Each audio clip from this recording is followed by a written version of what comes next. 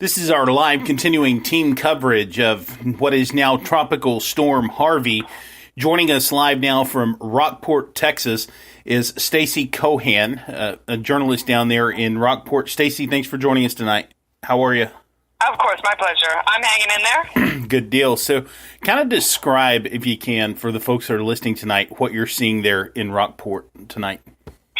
I would say to anybody who has ever seen footage of a tornado, it looks a lot like that. We have buildings that have collapsed on top of themselves. I mean, it looks like a giant foot has just come scattershot and stepped on these buildings.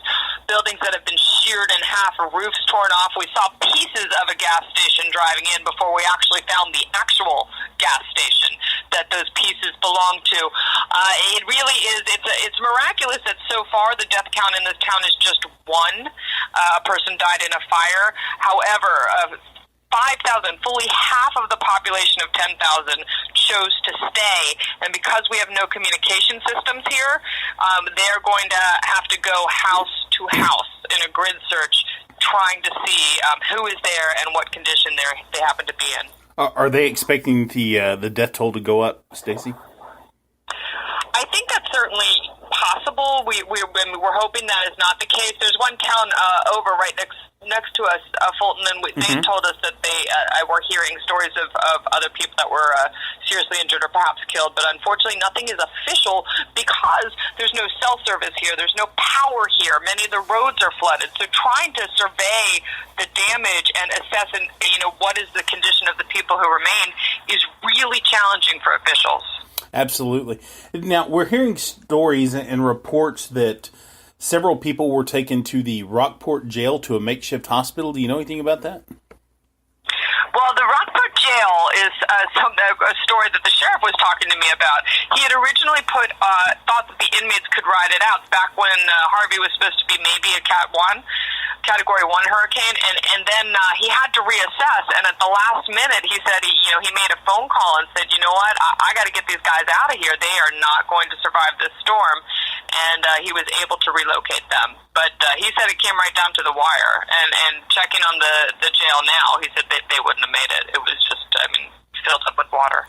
Do we know where they took them? Did they take them to Nueces County, or what was the evacuation plan with that? They took them to a neighboring county. I can't recall offhand, and just in all honesty, the name of the county, but he said he called in a favor with the neighboring county that had offered assistance originally, and he turned them down, and then he had called and said, I've changed my mind. If your offer still stands, I'd like to reload these people. And they were able to do that. Good to know that they were able to get them out of there. So, now, let me ask you, you say that the communication, I know we're talking on your sat phone here, the communication down there is really horrible right now. How are emergency managers and first responders dealing with this lack of communication, electronic communication down there?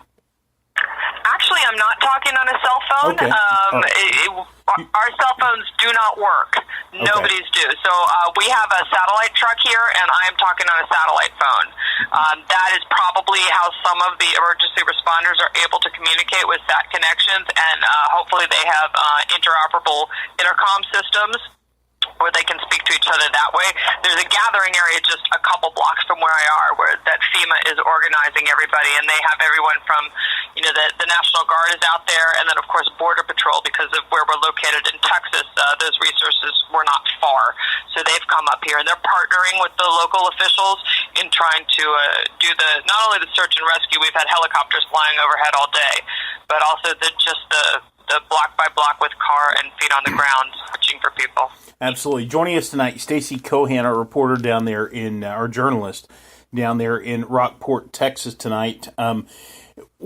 As far as tomorrow goes, what do you think their plan is for tomorrow? Is it just going to be continuing assessing the damage, or where are they going to take this, you think? It's much of the same. I know they're conducting the grid searches throughout the night. So the number one concern is human beings, and the Rockport Sheriff's Office logged a lot of calls during the hurricane, and the sheriff told me, with quite a painful tone in his voice, about what it was like for him to be locked up inside that public service building and have to tell hysterical people that he could not get to them. So they are trying to shore up and take care of those people. They've already been able to find some folks that were in houses where roofs have collapsed and get them out of there. So that is their number one concern. They're also hoping that the phone companies are going to roll in here soon and start getting this grid back up so people can communicate outward to their loved ones, to public agencies, letting them know their status. Those are important. But, of course, as you know, we have more rain coming, and the roads are just not great here, and a whole lot, another foot of rain, they're not going to be able to get people in or any people out, quite frankly. They've been evacuating busloads as we've been here today. Interesting. And Stacey, the going back to kind of the human factor of it here tonight, you said that at least half of the people did not evacuate. How are these folks getting food? Is the National Guard there passing out MREs? How are these people faring tonight? Yeah, they do have food where the FEMA staging area is located, but the main goal, the first thing they appear to be doing is trying to convince people to leave. So they're making that effort first to evacuate them to a shelter. If they insist on staying, then they can go to that FEMA location and receive food and water and whatever resources they have there.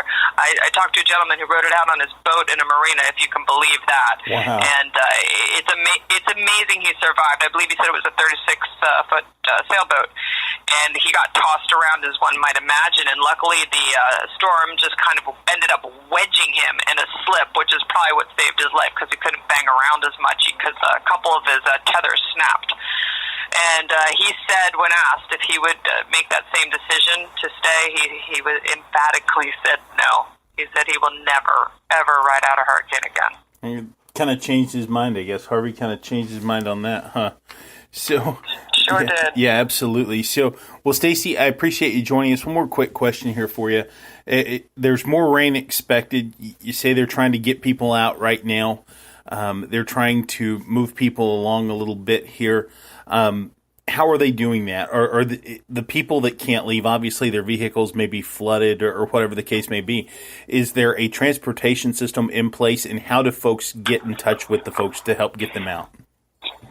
Yeah, we've seen big buses transporting people. In fact, one took out about an hour ago with a police escort to large, looked like those touring buses, full of people took off.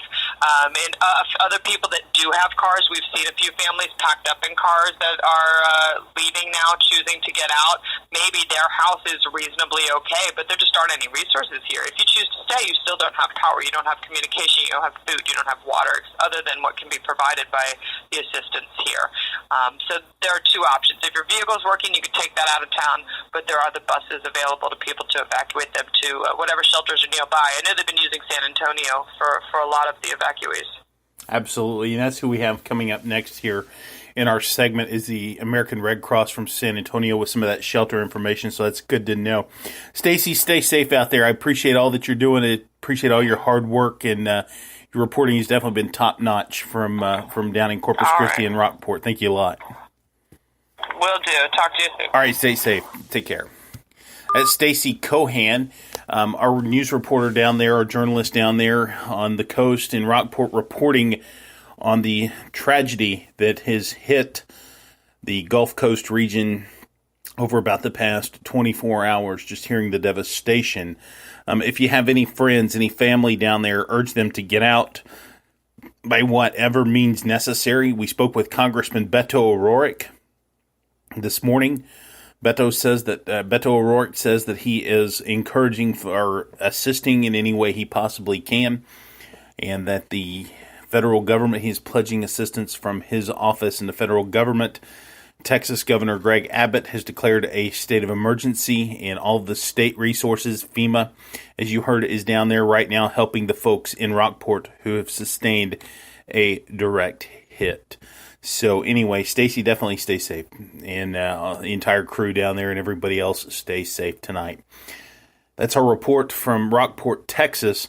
We'll probably be back with Stacey sometime tomorrow as conditions allow and as time allows. But now, coming up next, our next segment, we'll be speaking with the American Red Cross in San Antonio about their shelter situation. We'll be back. This is live, continuing team coverage of now Tropical Storm Harvey.